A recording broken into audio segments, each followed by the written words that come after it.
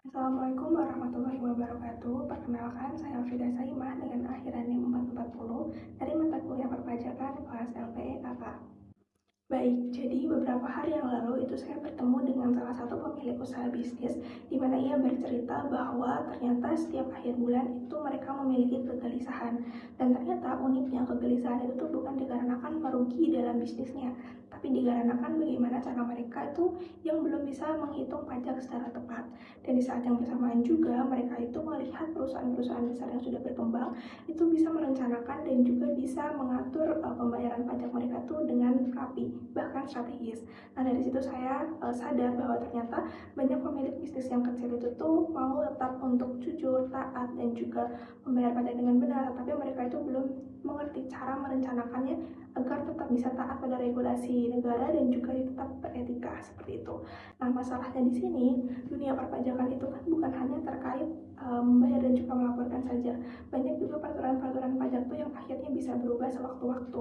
Bahkan masalah yang kecil aja itu bisa menjadi denda, dan juga regulasi atau peraturan-peraturan perpajakan itu tuh yang benar dan baik itu belum banyak dipahami oleh pelaku-pelaku bisnis. Nah, kemudian di sini tuh saya akhirnya sadar bahwa ternyata perencanaan pajak itu memiliki peran yang penting, di mana di sini tuh bukan hanya untuk memastikan bahwa itu bisa mengurangi beban pajak, tetapi juga memastikan bahwa perusahaan itu bisa mematuhi regulasi, kemudian bisa menjaga reputasi mereka dan juga bisa berkontribusi dengan baik bagi negara. Nah, juga dengan digabungkan dengan konsep etika, di mana akhirnya nanti itu bisa berjalan dengan efisien dan bisa berkelanjutan.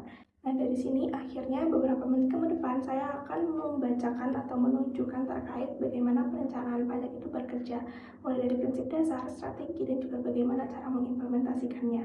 Serta untuk konsep etika ini yang akhirnya bisa menjadi fondasi untuk bisa langkah-langkah yang diambil itu bisa jalan dengan baik dan juga benar.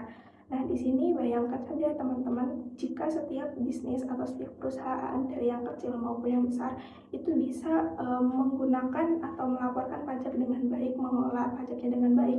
Di situ bukan hanya perusahaan yang mendapatkan dampak positif di mana bisa berkembang dengan baik dan juga pesat, tetapi masyarakat-masyarakat di sekitarnya juga ikut mendapatkan dampak atau manfaat positif yang bisa mereka rasakan seperti itu. Nah, untuk memahami semua ini, maka saya mengajak teman-teman akhirnya untuk mengikuti presentasi saya yang akan membahas terkait perencanaan pajak dan juga etika pajak yang bisa menjadi fondasi bisnis yang sehat, berkelanjutan, dan juga berintegrasi. Jadi itu adalah rumusan dan juga konsep yang saya gunakan untuk pembukaan presentasi kali ini, yaitu menggunakan rumusan menyala, di mana N adalah narasi